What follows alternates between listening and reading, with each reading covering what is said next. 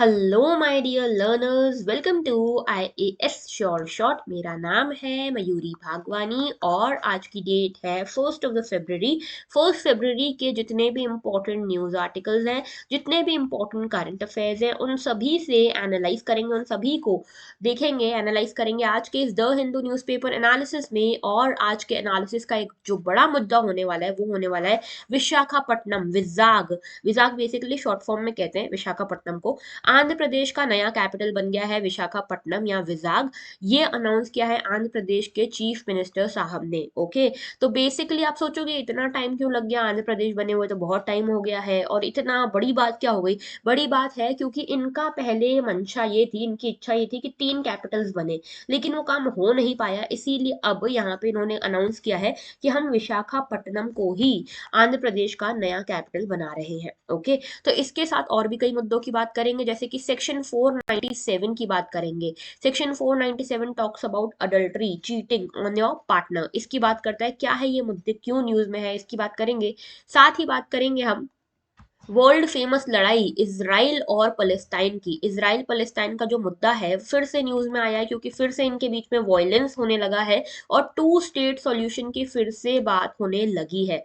साथ ही बात करेंगे कुछ और मुद्दों की, जैसे कि लेप्रोसी डे अभी रिसेंटली मनाया गया, तो ये क्या है लेप्रोसी डे, इसकी बात करेंगे। इसी के साथ बात करेंगे पाकिस्तान जो खुद के कर्मों का फल अभी भुगत रहा है। पाकिस्तान के ऊपर हो रहे हैं टेररिस्ट हमले, इसके ऊपर एक बहुत ही शानदार सा एडिटोरियल आया है, बात करेंगे इसकी भी। और आज के इस एनालिसिस में कुछ आप लोगों के लिए प्रीलिम्स बिट भी है। ओके, तो शुरुआत करते हैं इसकी एनालिसिस की। और सिर्फ आपके प्रीलिम्स में 116 डेज बचे हैं। जिनको नहीं पता उनको एक और झटका दे देती हूँ मैं। झटका ये है कि 1 फरवरी यानी कि आज के दिन जब मैं ये लेक्चर रिकॉर्ड कर रही हूँ, अभी अभी आपका यूपीएससी का नोटिफिकेशन आया है।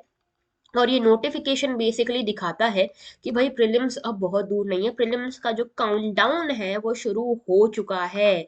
ओके, और अब आपके फॉर्म्स वगैरह भराना स्टार्ट हो चुके हैं। तो समझ लो भाई, अगर अभी तक भी है ना इसको सीरियसली नहीं ले रहे हो ना, तो बड़ी मुश्किल की बात है। ओके, तो take this dream of yours very seriously, बहुत ज़्यादा ज़रूरत है आपको इसको सीरियसली लेने की, क्योंकि मौका बार बार नहीं मिलता। ओके, और इसी मौके को रियलाइज करने के लिए हम आपके लिए लक्ष्य प्रोग्राम लाए हैं। लेकिन ये लक्ष्य प्रोग्राम रिवॉल्यूशन तो है ही, लेकिन ये वाला जो पॉइंट था ना 2023 की जो तैयारी हम करा रहे थे 23 रुपए में, वो था सिर्फ कल तक के लिए, यानी कि 31 जनवरी तक के लिए ये लागू हो रहा था।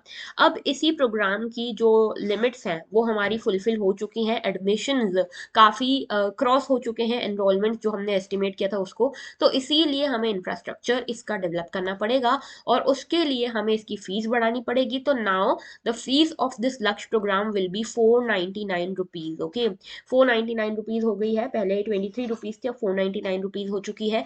तो अगर आप इसको एनरोल करना चाहते हैं then you can connect with us with our team on this number 7471170661। आप हमारी टीम से कनेक्ट कर सकते हैं, वो आपको गाइड कर देंगे कैसे आप एनरोल कर सकते हो और इसके अंदर क्या क्या आपको मिलेगा। इस ऊपर यहाँ पे जो वीडियो ब्लिंक हो रहा है वहां पे जाके चेकआउट कर सकते हो।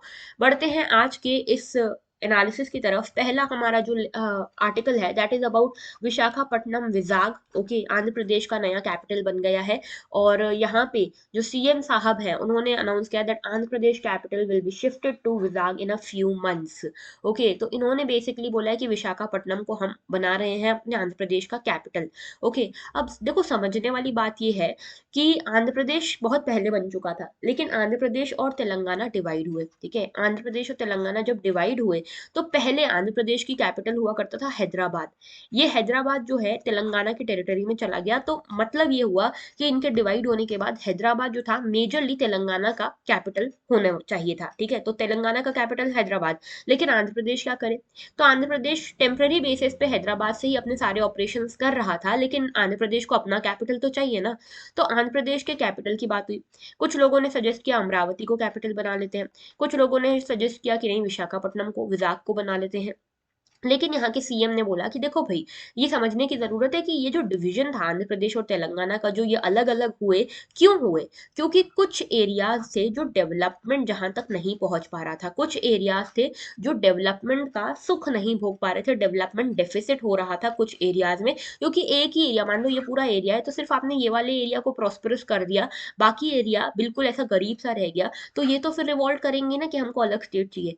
तो ये जब गलती पहले हमसे हो चुकी है, तो अब हम इसको ना करें। तो आंध्र प्रदेश के सीएम साहब ने बोला कि भाई ऐसा है कि हम अगर एक कैपिटल बनाएंगे ना, तो हमारा एक कैपिटल ही, सिर्फ एक ही रीजन होगा जो डेवलप होगा, बाकी रीजन वैसे ही रह जाएंगे। तो इसीलिए हम इसको डिसेंट्रलाइज करते हैं, और डिसेंट्रलाइज करके हम इसको बढ़ाएंगे आगे, आंध्र प्रदेश को आगे बढ़ाएंगे डिसेंट्रलाइज करके। तो इसीलिए उस टाइम पे यहाँ के सीएम साहब ने ये प्रपोजल रखा कि हम डिसेंट्रलाइज करेंगे यहाँ के एडमिनिस्ट्रेशन को, और एक कैपिटल की जगह हम 3 कैपिटल्स रखेंगे। लेकिन ये 3 कैपिटल्स वाला मामला चल नहीं पाया, बहुत सारी चीजें हुई। जैसे आपको पूरी बात शुरू से बताती हूँ। यहाँ पे लास्ट ईयर इन्होंने एक 2020 की बात है, इन्होंने एक बिल निकाली, Andhra Pradesh decentralization and inclusive development of all region act 2020, Andhra Pradesh capital region development authority act of 2020। ठीक है, तो ये दो बिल्स यहाँ पे आई, और इन बिल्स ने बोला कि भाई हमारा आंध्र प्रदेश जो है उसके 3 कैपिटल्स होंगे। पहला होगा अमरावती, अमरावती लेजिस्लेटिव कैपिटल होगा। दूसरा होगा विशाखापट्टनम, जो कि एग्जीक्यूटिव कैपिटल होगा। और तीसरा होगा कुर्नूल, जो कि जुडिशियल कैपिटल होगा। तो यहाँ पे 3 कैपिटल्स की बात की गई।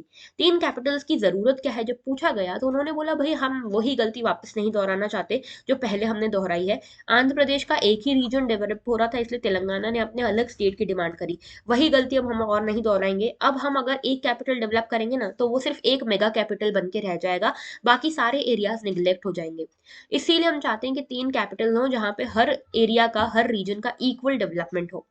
डिसेंट्रलाइजेशन जो है हमारी थीम रहेगी, और ये डिसेंट्रलाइजेशन सिर्फ आंध्र प्रदेश के सीएम साहब ने या आंध्र प्रदेश की गवर्नमेंट ने नहीं सोची। इसी के साथ कई सारी और कमिटीज थी जिन्होंने ये रिकमेंड किया था कि भाई डिसेंट्रलाइजेशन होना चाहिए हर स्टेट में। जैसे एक बीएन श्री कृष्णा कमेटी थी, के शिव रामकृष्णन कमेटी थी, जीएन राव कमेटी थी। इन सभी कमिटीज ने बोला कि भाई डिसेंट्रलाइजेशन होना चाहिए आपके एडमिनिस्ट्रेशन में भी।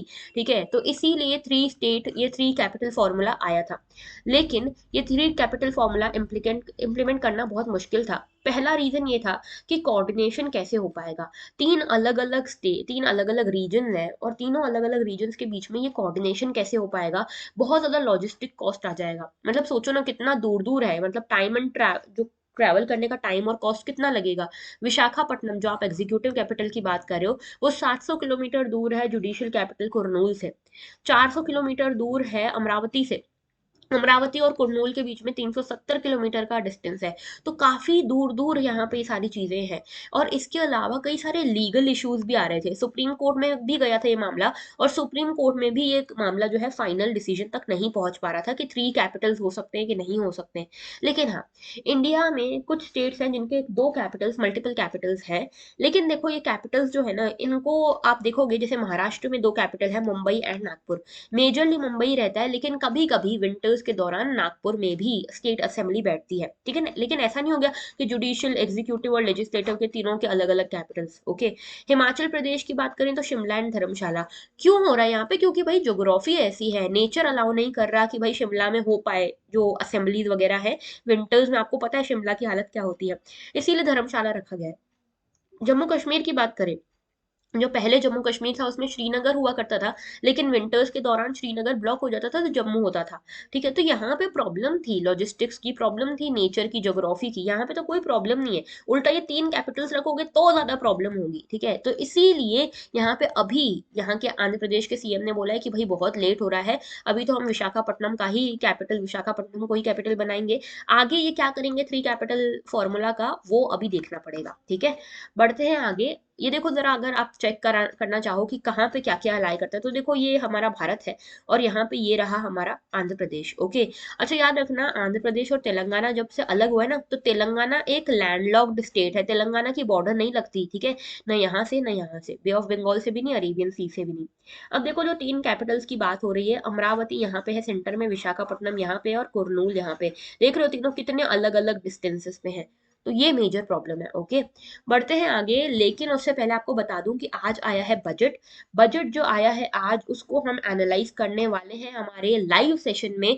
कल हमने इकोनॉमिक सर्वे अपना लॉन्च किया था, लाइव सेशन में हमने उसको एनालाइज किया था। आप लोगों का काफी अच्छा रिस्पॉन्स मिला। जिन लोगों ने इकोनॉमिक सर्वे का लाइव सेशन नहीं देखा है, वो लोग यहाँ पे ऊपर यहाँ पे ब्लिंक हो रहा होगा, आप यहाँ से चेकआउट कर सकते हो उसको, ठीक है। क्योंकि इकोनॉमिक सर्वे बहुत ज्यादा जरूरी है यूपीएससी के लिए, यूपीएससी प्रीलिम्स और मेंस के लिए, तो उसको बिल्कुल मिस आउट मत करना।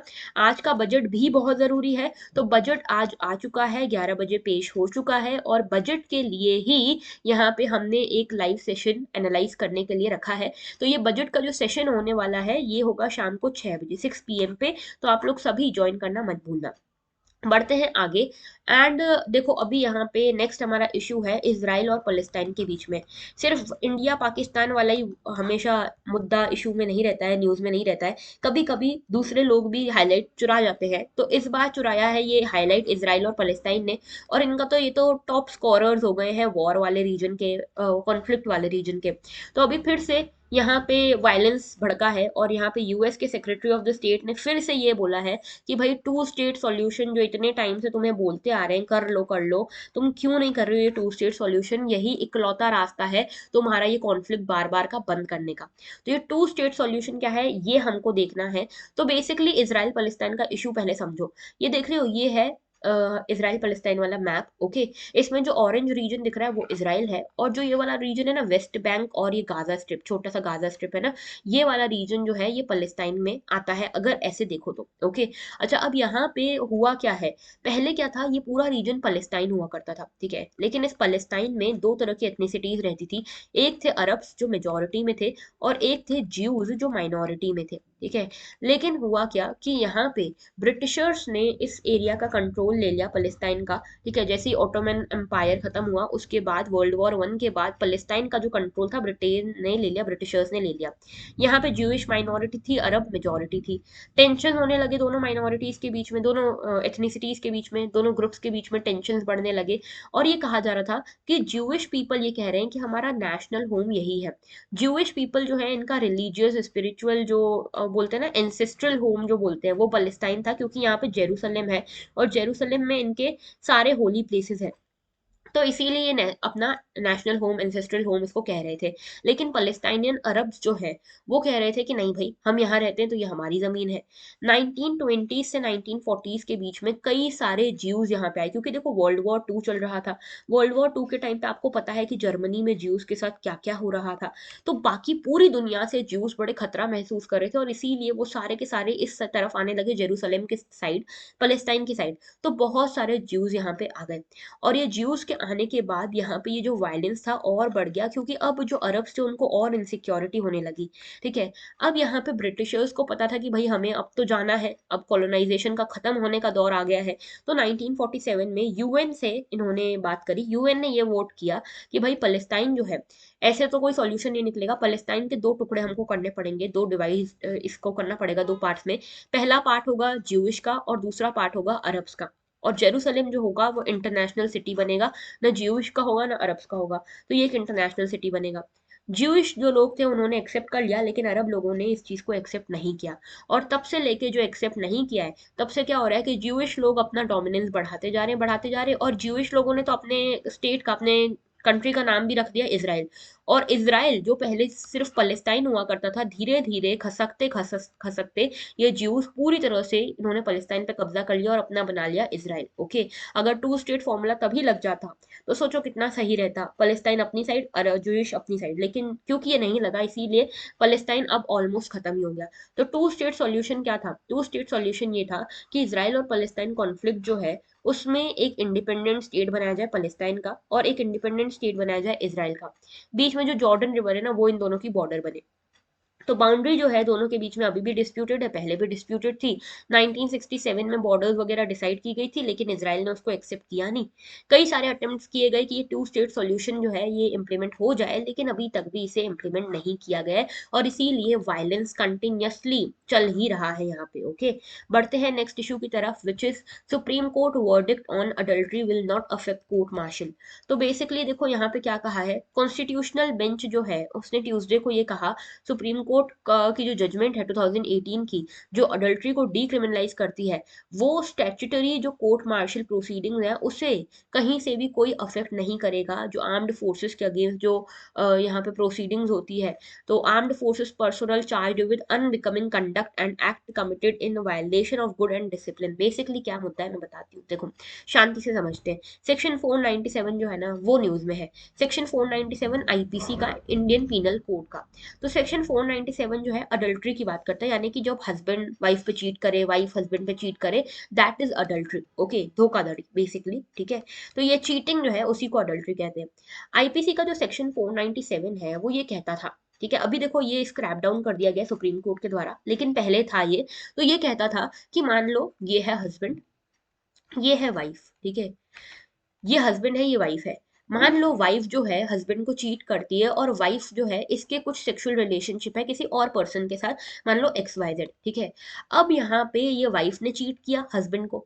तो अब यहाँ पे सेक्शन 497 ये बोलता है कि अगर हस्बैंड को ये पता लगता है कि वाइफ उसको चीट कर रही है किसी एक्स वाई जेड पर्सन के साथ, तो हस्बैंड जो है वो इस एक्स वाई जेड पर्सन के अगेंस्ट सेक्शन 497 लगवाने का दावा कर सकता है, और इसको पनिशमेंट हो सकती है, इसको पीनलाइज किया जाएगा, और इसको पीनलाइज करके यहाँ पे पीनलाइज करके इसको अरेस्ट वगैरह कराया जाएगा। लेकिन वाइफ के ऊपर कुछ भी नहीं होगा, क्योंकि ये माना जाता है कि वाइफ तो बेचारी भोली भाली है, उसके ऊपर कोई ब्लेम नहीं डाला जा सकता, उसको तो बहका दिया गया होगा। तो बेसिकली ये जो है वाइफ को कुछ भी इसके ऊपर ब्लेम नहीं डालता, लेकिन जो थर्ड पर्सन है उसको पीनलाइज करता है। लेकिन इसी में अगर उल्टा हो कि अगर हस्बैंड चीट कर रहा है वाइफ को विथ अ गर्ल जिसका नाम है एबीसी, तो वाइफ सेम जो चार्जेस है वो ना हस्बैंड पे लगा सकती है ना एबीसी पे लगा सकती है। इस तरह का कार्यक्रम है। तो बेसिकली यहाँ पे सेक्शन 497 हस्बैंड को, ये इसके पीछे लॉजिक क्या है कि हस्बैंड जो है ना, हस्बैंड की प्रॉपर्टी होती है वाइफ, और अगर हस्बैंड को ये पता चलता है कि वाइफ ने उसकी मर्जी के बिना किसी और के साथ सेक्सुअल रिलेशनशिप बनाए हैं, तो हस्बैंड यहाँ पे एक्शन ले सकता है। ये आइडियोलॉजी लग रही थी, और ये काफी पेट्रियार्कल आइडियोलॉजी है कि भाई कोई भी तुम्हारी प्रॉपर्टी थोड़ी है, और अगर ऐसा हक देना है तो दोनों को दो, हस्बैंड और वाइफ दोनों के पास होना चाहिए, कि भाई कल को हस्बैंड भी चीट करे, अडल्ट्री करे, तो वाइफ के पास भी इस तरह की पावर हो। लेकिन ऐसा नहीं था। तो पेट्रियार्कल माइंडसेट का लग रहा था, इसीलिए इसको स्क्रैप डाउन कर दिया गया। तो basically it mandates that whoever has a sexual intercourse with the wife of another man without the consent or connivance of that man, sexual intercourse not amounting the offense of rape is guilty of the offense of adultery। तो यहाँ पे adultery का जो जिम्मेदार है वो ये third person माना जाएगा, वाइफ नहीं मानी जाएगी। और ये इसी तरह का काम यहाँ पे चलेगा। तो लॉ वाइफ को पनिश नहीं करता, ठीक है। और सेम चीज में वाइफ प्रोटेक्ट नहीं होती, वाइफ अपने हस्बैंड के अगेंस्ट इस तरह की कोई भी प्रोसीडिंग्स नहीं कर सकती। मतलब कहने का मतलब है कि ये वाइफ को अगर पता चलता है कि उसका हस्बैंड जो है वो अडल्ट्री कर रहा है किसी और लड़की के साथ मिलकर, एबीसी के साथ मिलकर, तो यहाँ पे वाइफ इसके अगेंस्ट भी कोई एक्शन नहीं ले सकती, इसके अगेंस्ट भी कोई एक्शन नहीं ले सकती, क्योंकि अल्टीमेटली जो माइंडसेट था इसके पीछे वो ये था कि हस्बैंड की प्रॉपर्टी वाइफ है, वाइफ की प्रॉपर्टी हस्बैंड थोड़ी है। तो इसीलिए ये काम हो रहा था। तो सेक्शन 497 को स्क्रैप डाउन कर दिया गया।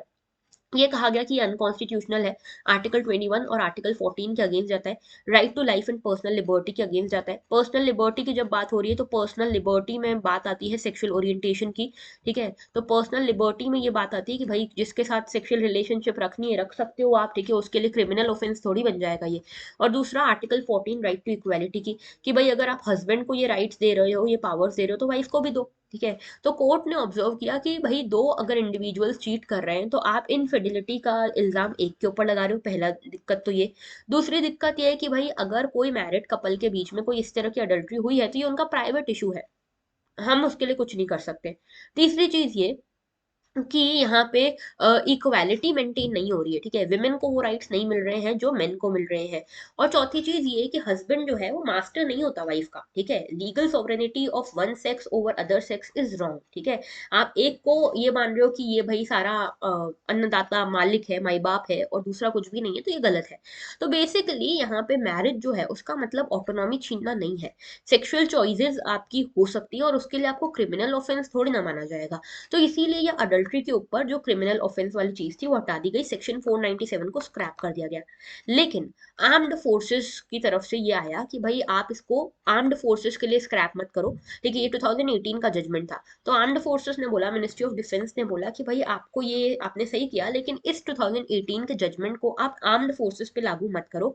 दो रीजन है। पहला रीजन तो ये कि आर्म्ड फोर्सेस के जो पर्सनल हैं वो बाहर रहते हैं अपने घरों से, ठीक है, तो उनको ये चीज रहती है कि कहीं हमारे घर में इस तरह की कोई चीज तो नहीं हो रही, तो उनके लिए एक सिक्योरिटी होनी चाहिए। और खुद दूसरा उनके ऊपर भी, ठीक है, जो उनके घर वाले, उनकी वाइफ जो घर पे हैं, उनको लगता है कि भाई हमारे हस्बैंड्स बाहर रह रहे हैं, तो कहीं कल को ऐसा वो ना करें। तो इसलिए बेसिकली ये जो पूरा मामला है आर्म्ड फोर्सेस के साथ, ये 2018 का जजमेंट नहीं लगना चाहिए, ये यहाँ पे कह रही थी आर्म्ड फोर्सेस। ओके, तो ये पूरा मामला यहाँ पे है। ऑलराइट। अच्छा, यहाँ पे आर्म्ड फोर्सेस के लिए अलग से, यहाँ पे सेंट्रल गवर्नमेंट और मिनिस्ट्री ऑफ डिफेंस कह रही है कि आर्म्ड फोर्सेस के लिए तो वैसे भी अलग से लॉज बनाए जाते हैं, स्पेशल लॉज, आर्मी लॉ है, नेवी लॉ है वगैरह, आर्मी एक्ट, नेवी एक्ट वगैरह, आर्टिकल 33 के अंतर्गत। तो ये आर्टिकल 33 देता है ना हमको पावर की आर्म्ड फोर्सेस के लिए आप अलग से लॉज बना सकते हो, तो व्हाई नॉट दिस ऑल्सो, ठीक है। तो अच्छा, मुझे बताना आप लोग कॉमेंट सेक्शन में आर्टिकल 33 क्या है, ठीक है, आर्टिकल 33 के बारे में मुझे जरूर बताना। यूपीएससी आ रही है, ठीक है, देखो अब इसके बारे में भी नहीं बता पाओ तो क्या करें, है ना। बढ़ते हैं आगे। नेक्स्ट इशू है अबाउट इंटरनेशनल रिलेशन, पाकिस्तान के बारे में इशू है। देखो पाकिस्तान में जो हो रहा है ना, बहुत ही इनह्यूमन चीजें हो रही है, बहुत ही गलत चीजें। यहाँ पे एक मॉस्क हुआ करता था, जो अभी देख रहे हो ना, ये ढेर पड़ा है, बंजर जमीन ऐसा इस तरह का, ये जो है ना, ये मॉस्क हुआ करता था। ये मॉस्क की मस्जिद हुआ करता था पेशावर में, ठीक है। यहाँ पे हुआ बॉम्ब ब्लास्ट, टेररिस्ट अटैक, लगभग 100 से ज्यादा लोगों की जान चली गई, 300 लोग अभी भी गायब हैं, लग रहा है धसे हुए हैं कहीं तो, ठीक है। तो ये क्या हुआ है, टेररिस्ट अटैक हुआ है यहाँ पे। फिर इसके अलावा देखो, अच्छा ये मैंने हटाना भूल गई, दिस इज 499, ओके। हाँ जी, दूसरा ये देख रहे हो, ये बच्चे, ये बच्चों की क्या गलती है यार, लेकिन ये बच्चों के साथ भी यही चीज हो रही है। पेशावर में अभी कुछ टाइम पहले एक स्कूल में इस तरह का हमला हुआ, जहां लगभग 140 बच्चे प्रेजेंट थे, जिसमें से 130 प्लस बच्चों की जान चली गई इस टेररिस्ट हमले में, ठीक है। तो देख रहे हो इस तरह की चीजें। तो बेसिकली यहाँ पे पाकिस्तान की इस चीज के ऊपर एक एडिटोरियल आया है कि पाकिस्तान को एक पैराडाइम शिफ्ट की जरूरत है, टेररिज्म के बारे में जैसे पाकिस्तान सोचता है ना, उसके बारे में उसका जो पॉइंट ऑफ व्यू है वो चेंज करने की उसे जरूरत है। तब जब से तालिबान आया अफगानिस्तान में, तब से तालिबान के साथ मिलकर पाकिस्तान काम कर रहा है ना। पाकिस्तान जो है उसने तालिबान लीडरशिप के साथ मिलकर काम किया है, ठीक है। और यहाँ पे हम देखते हैं कि पाकिस्तान में एक ऑर्गेनाइजेशन है जिसका नाम है तहरीक तालिबान पाकिस्तान। ये जो है ना बड़ी नोटोरियस सी ऑर्गेनाइजेशन है, टेररिस्ट ऑर्गेनाइजेशन आप एक तरह से कह सकते हो, ठीक है। ये सुन्नी इस्लामिस्ट इंसर्जेंसी वाला एक ऑर्गेनाइजेशन है, टेररिस्ट ऑर्गेनाइजेशन है, ठीक है। जब से तालिबान लीडरशिप आई है, तब से हमने देखा कि पाकिस्तान में भी ये जो टेररिस्ट अटैक्स हैं वो बढ़ गए। पाकिस्तान ने, देखो पाकिस्तान की आइडियोलॉजी मैं आपको बताती हूँ। पाकिस्तान ये बोलता था, जब इंडिया ने कई बार ये आरोप लगाया कि भाई तालिबान को तुम क्यों बैकिंग दे रहे हो, पाकिस्तान क्यों तालिबान को बैकिंग दे रहा है, बहुत पहले की बात है। तो पाकिस्तान ने बोला देखो सारे तालिबान और सारे टेररिज्म अच्छे बुरे, ऐसे सारे तालिबान और सारे टेररिज्म खराब नहीं होते। दो तरह का टेररिज्म होता है, एक होता है गुड टेररिज्म या गुड तालिबान, और एक होता है बैड टेररिज्म या बैड तालिबान। गुड वो इसको कह रहे थे जो इंडिया के ऊपर अटैक करते हैं ना, वो टेररिस्ट ग्रुप्स, वो तालिबान अच्छा है। और बैड तालिबान वो है जो उनके ऊपर, पाकिस्तान के ऊपर भी अटैक कर सकता है, वो बैड तालिबान या बैड टेररिज्म है। जैसे तहरीक है तालिबान पाकिस्तान जो है ना, उनके हिसाब से ये बैड है, लेकिन ये वाला जो है बाकी तालिबान जो है जो इंडिया के ऊपर अटैक कर सकता है वो गुड है। अब भाई तुम ऐसा कह रहे हो तो फिर भुगतना तो तुम्हें भी पड़ेगा ना, कर्मा इज अ बिच, कर्मा तो लौट के आता ही है। तो बेसिकली तालिबान जो है, ये तालिबान जो अफगानिस्तान में है, उनको ये अच्छा तालिबान कहते थे। अब जब से ये अच्छा तालिबान बढ़ने लगा है, उगने लगा है, इमर्ज होने लगा है, तब से इनके यहाँ पे टेररिस्ट अटैक बढ़ गए हैं। तो पाकिस्तान ने देखा है कि इनके यहाँ टेररिस्ट अटैक्स बढ़ गए हैं, स्पेशली खैबर पख्तूनख्वा जो प्रोविंस है वहां पे। अभी पेशावर में इन्होंने मॉस्क में इनके एक टेररिस्ट अटैक हुआ, 100 से ज्यादा जाने चली गई, ठीक है। अब ये बेसिकली इस चीज की तरफ इशारा करता है कि पाकिस्तान अब तो समझे कि ये जो गुड तालिबान बैड तालिबान वाली जो इनकी रट्टे चल रही थी ना, ये सारी चीजें बातें चल रही थी, ये सब सिर्फ फेक बातें हैं, ठीक है। इनका कोई मतलब नहीं है, ये कोई स्ट्रैटेजी, सही स्ट्रैटेजी नहीं गुड तालिबान और बैड तालिबान वाली। भैया टेररिज्म तो टेररिज्म होता है, टेररिज्म तो हमेशा बैड ही होता है। आज किसी और के ऊपर अटैक करें, कल को आपके ऊपर अटैक कर देंगे, क्या करोगे। तो बेसिकली ये तहरीक तालिबान पाकिस्तान और अफगानिस्तान अफगानिस्तान वाला तालिबान, ये दोनों भले ही ऑर्गेनाइजेशन अलग अलग है, लेकिन इनकी आइडियोलॉजी सेम है। तो तहरीक तालिबान जो है, ये तहरीक तालिबान पाकिस्तान जो पाकिस्तान के साथ करना चाहता है वो वही है जो तालिबान अफगानिस्तान के साथ कर रहा है, ठीक है। तो जो 2014 में पेशावर में स्कूल बॉम्बिंग हुई थी जहां पे 150 लोगों से ज्यादा की जान चली गई थी, ओके, इसमें कई सारे बच्चे थे। अफगानिस्तान के तालिबान में भी तो यही हो रहा है। अफगानिस्तान में जब से तालिबान आया है तब से इंसर्जेंसी बढ़ने लगी है इन बॉर्डर एरियाज में, ठीक है। और यहाँ पे यहाँ के जो लीडर हैं उन्होंने भी कई बार कोशिश करी कि भाई तहरीक तालिबान पाकिस्तान के साथ बातचीत की जा सके, क्योंकि इनके हिसाब से तो तालिबान अच्छा है। तो तहरीक तालिबान पाकिस्तान के साथ इन्होंने बातचीत करने के लिए अफगानिस्तान वाले तालिबान को बुलाया कि भाई आप आओ और हमारी इनसे बातचीत कराओ। तो तालिबान ने बोला ठीक है कोई दिक्कत नहीं, पाकिस्तान गवर्नमेंट और ये तहरीक तालिबान के बीच में हम बैठते हैं, हम तुम्हारी बातचीत कराते हैं। अब सोचो बीच में कौन बैठा है, तालिबान खुद एक टेररिस्ट ऑर्गेनाइजेशन है, वो बैठा है। तो यहाँ पे क्या असर होगा? कुछ असर नहीं हुआ, फिर से इन्होंने अटैक करने शुरू कर दिए। तो पाकिस्तान में अभी इतने ऑलरेडी इश्यूज चल रहे हैं, करेंसी गिरती जा रही है, फॉरेन रिजर्व्स खत्म होते जा रहे हैं, इन्फ्लेशन आता जा रहा है, पावर सिचुएशन बहुत खराब है, पूरी की पूरी कंट्री डेट में डूबी हुई है, उधार में डूबी हुई है। अभी कुछ दिन पहले ऐसी इमेजेस वीडियोस आ रहे थे जहां आटे के लिए, ग्रेन्स के लिए, ग्रेन की एक बोरी के लिए लोग एक दूसरे को मारने के लिए तैयार हो गए। 7-8 लोगों की जान सिर्फ इसमें चली गई कि लोगों के पास खाने को नहीं है। Can you imagine? और अच्छे खासे घर के लोग लग रहे थे। तो मतलब ये स्थिति आज के टाइम पे है और ये एक बहुत बड़ा सिक्योरिटी चैलेंज बन रहा है पाकिस्तान के लिए।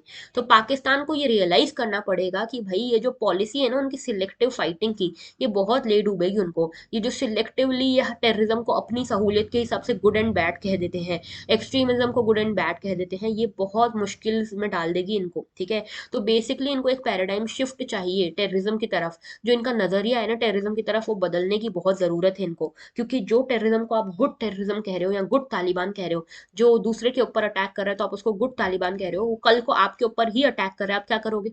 अब उसको क्या बोलोगे? तो बेसिकली ये जो है ना, ये गुड तालिबान बैड तालिबान कुछ नहीं है। Taliban is Taliban, terrorism is terrorism, terrorist ideology extreme ideology extreme ideology, okay. तो ये बेसिकली कहा गया है इस पूरे आर्टिकल में। अच्छा, प्रीलिम्स बिट्स में एक आज का आर्टिकल है प्रोजेक्ट एलोरा। प्रोजेक्ट एलोरा क्या है भाई, इसके बारे में प्रीलिम्स में आ सकता है। माइक्रोसॉफ्ट रिसर्च, ये कंपनी जो है इसने प्रोजेक्ट एलोरा लेकर आया है, इनेबलिंग लो रिसोर्स लैंग्वेजेस। इसमें जो इंडियन लैंग्वेजेस, जो रेयर इंडियन लैंग्वेजेस हैं उनको प्रिजर्व करने के लिए प्रोजेक्ट एलोरा इंडिया में चलाया जाएगा, जहां पे एक डिजिटल इकोसिस्टम बनाया जाएगा इन इंडियन लैंग्वेजेस के लिए। बेसिकली यहाँ पे 3 लैंग्वेजेस को इन्वॉल्व किया गया है, जो 3 रेयर लैंग्वेजेस हैं इनको प्रिजर्व किया जाएगा, गोंडी, मुंडरी और ईदू मिश्मी, ओके। ये 3 हमारी लैंग्वेजेस होंगी। अच्छा, गोंडी के बारे में एक अच्छी बात बताती हूँ, एक इंटरेस्टिंग बात। बेसिकली इसकी जो स्क्रिप्ट होती है ना वो राइट टू लेफ्ट लिखी जाती है। मतलब हम यूजुअली कैसे लिखते हैं, ये मान लो पेपर है तो हम ऐसे ऐसे लिखते हैं ना, लेकिन यहाँ पे कैसा होता है, यहाँ से ऐसे ऐसे लिखते हैं ये, ठीक है, इस तरह से यहाँ से डायरेक्शन होता है, ठीक है। नेक्स्ट हमारा जो प्रीलिम्स बिट में आज का एक आर्टिकल है that is about leprosy, okay. तो वर्ल्ड लेप्रोसी डे गया है जनवरी 30 को, और इस बार की लेप्रोसी डे की थीम थी act now and leprosy. Mahatma Gandhi की डेथ एनिवर्सरी पे लेप्रोसी मनाया जाता है, लेप्रोसी डे मनाया जाता है, ओके। तो कुछ फैक्ट्स अबाउट लेप्रोसी। एक तो पहली चीज, ये क्रोनिक इन्फेक्शियस डिसीज है।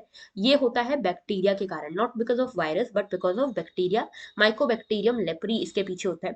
ये अफेक्ट करता है स्किन को और आपके पेरिफेरल नर्व्स को, ठीक है। और ये डिसीज ना धीरे धीरे बढ़ के आपके लिए पूरी परमानेंट डिसेबिलिटी बन सकता है। इसका जो ट्रांसमिशन होता है वो ड्रॉपलेट्स के थ्रू होता है, माउथ के थ्रू, नोज के थ्रू, ठीक है। जैसे आप छींकते हो तो जो ड्रॉपलेट्स बाहर आते हैं, वो ड्रॉपलेट्स अगर इन्फेक्टेड हैं तो किसी और को भी ये इन्फेक्ट कर सकते हैं। मेजॉरिटी ऑफ द केसेस आपको साउथ ईस्ट एशिया में देखने को मिलते हैं। और ये एक निग्लेक्टेड ट्रॉपिकल डिसीज है, यानी कि उतना ज्यादा इसके ऊपर ध्यान नहीं दिया जाता, क्योंकि मेजरली जो कंट्री जिससे अफेक्टेड है ना काफी पावर्टी रिडन है, ओके। तो काफी निग्लेक्टेड ट्रॉपिकल डिसीज है यहाँ पे। हालांकि 2 लाख से ज्यादा नए केसेस हर साल आते हैं, लेकिन फिर भी इसके लिए कोई मेजर दवाइयां या ड्रग्स वगैरह नहीं बनाए गए हैं, ओके। तो basically this was the whole article about leprosy and that was all. अगर आप हमसे कनेक्ट करना चाहते हो इन सभी मीडियम्स के थ्रू कनेक्ट आप कर सकते हो, ठीक है। और दैट वाज ऑल, आज के लिए इतना ही था। अगर आपको ये लेक्चर अच्छा लगा है तो इस लेक्चर को लाइक जरूर करना, सब्सक्राइब जरूर करना, चैनल को शेयर जरूर करना एंड कमेंट करना मत भूलना about article 33। That was all, thank you for watching and have a very good day.